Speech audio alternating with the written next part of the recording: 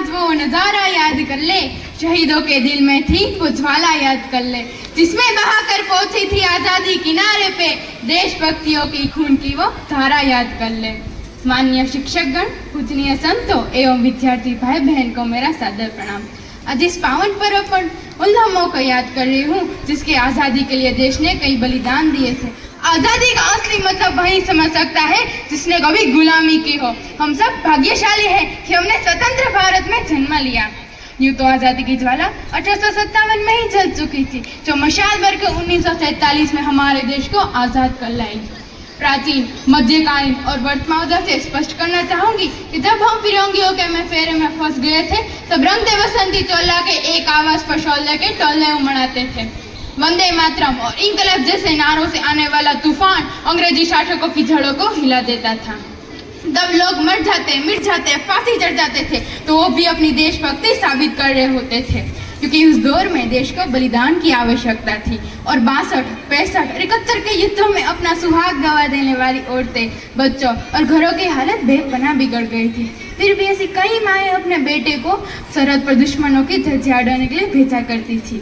एक ऐसी माँ ने अपने बेटे को पत्र लिखती है कि अम्मा ने ये लिखा है बड़ी चाव से, पुत्र मेरे ना घबराना घाव से, एक इंच भी पीछे मत हटना, चाहे इंच इंच कट जाना, चाहे इंच इंच कट जाना। इस तरह पूरा परिवार अपनी देशभक्ति साबित कर रहा होता था। तब देश बलिदान मांगता था, तब देश मर जाने को कहता था, तब देश मर जाने, मिट जाने, फांसी चढ़ जाने को कहता था। पर आज देश फांसी चढ़ जाने को नहीं कहता। तो क्या है आज हमारे देश की पुकार? अगर मेरे विचार से देश का प्रत्येक व्यक्ति अपना काम पूरी लगन, पूरी मेहनत और पूरी ईमानदारी से करेगा, तो वही मेरी नज़र में सबसे बड़ा देशभक्त। क्योंकि मैं नहीं मानती कि व्हाट्सएप और फेसबुक की डीपी को 3 रंग में रंगना ही देशभक्ति है, और यदि साल में 2 बार तिरंगा लहराना ही देशभक्ति है, तो मैं पूछना चाहूंगी, जो बच्चा फुटपाथ पे ट्रैफिक के बीच नंगे पांव तिरंगा बेच रहा है, वो सच्चा देशभक्त है? वो सच्चा देशभक्त नहीं, उसके पेट की भूख है जो उसे ऐसा करने पे मजबूर करती है। क्योंकि ना वो मस्जिद को जानते हैं, ना वो शिवालयों को जानते हैं, ना वो मस्जिद को जानते हैं, ना वो शिवालयों को जानते हैं। जो पेट के भूखे हैं वो तो सिर्फ भोजन के निवालों को जानते हैं। अपने देश, अपने समाज और अपने परिवार के प्रति समर्पण का भाव ही है देशभक्ति। और एक देशद्रोह से ज्यादा एक देश में तब आहत होता है जब बेटा अपने बूढ़े माँ बाप को वृद्धाश्रम की चौखट पर छोड़ाता है। करा उठते हैं वो देशभक्ति जब हम मुसीबत में फंसे लोगों की जान बचाने से ज्यादा सेल्फी लेकर लाइक बढ़ाने में ही लगे रहते हैं। और आज के युवा पुष्पात झुकेगा नहीं साला, वो खाक अपने राष्ट्र को बांध कर रखेगा जो 4x4 की छोटी सी स्क्रीन पर अपने ही कुमल उंगलियों के घर्षण मात्र से अपनी ही भावनाओं की इमोजी भेज रहा है। और मैं बता दूं, हम आज भी ऐसे समाज में जीते हैं जहाँ पत्थर की मूर्त को लगते हैं 56 भोग, और भूखे नंगे तड़पते सो जाते हैं लोग, और भूखे नंगे तड़पते सो जाते हैं लोग। मजदूर को मजदूर समझे, मजबूर नहीं। गरीब को दान दीजिए, काम दीजिए, दान नहीं। अगर दान ही देना है ना, तो जीते जी रक्तदान और मरने के बाद अंगदान दीजिए। यही सच्ची देशभक्ति और यही सच्ची राष्ट्रभक्ति।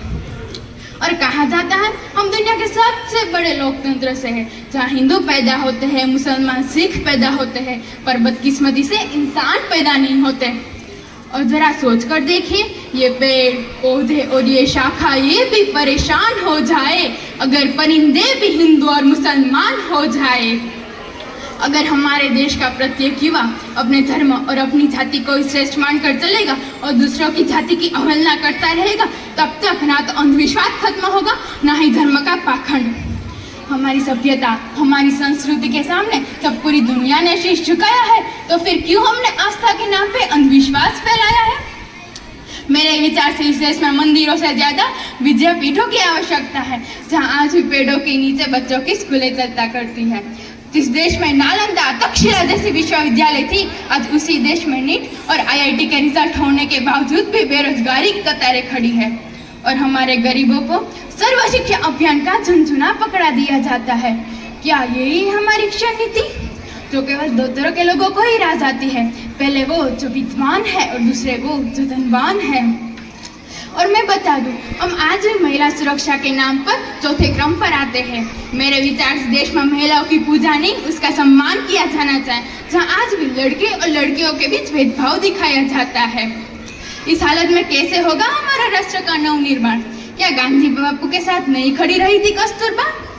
जब तक देश का प्रत्येक नागरिक नैतिक रूप से सट्टीन, चारित्रिक रूप से भ्रष्ट, मानसिक रूप से दीन, धार्मिक रूप से अंधा और राजनीतिक रूप से गंदा, स्वैच्छिक मानव मूल्यों के आधार पर छिन्न भिन्न रहेगा, तब तक कैसे गर्व कर पाएंगे हम हमारे राष्ट्र पर? क्या इस रूप में भी हमारे देश को स्वच्छ और स्वस्थ बनाने की आवश्यकता नहीं है?